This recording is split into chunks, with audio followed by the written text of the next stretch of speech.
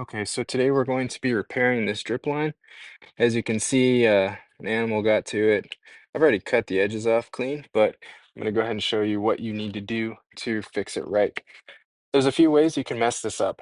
What I mean is there's two different types of pipe for drip lines. There's the brown, which is a little bit smaller diameter, and then the black one is a little larger. So make sure you get the right repair coupler for it.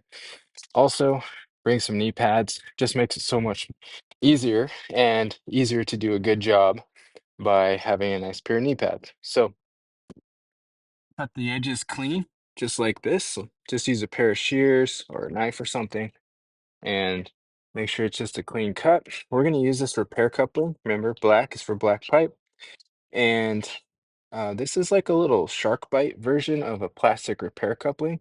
So I'm going to go ahead and put that on, and then I'll show you the end result. Okay, this is it. Sometimes these can be a little hard to put on, any of the repair couplings. Now, just a quick little tip, when you grab it, just wiggle it back and forth with your other hand, which I can't do while I'm holding my phone, but wiggle them back and forth, and that will wiggle the pipe in a lot easier than just trying to jam it straight in. So, hope this video helps you repair your drip line.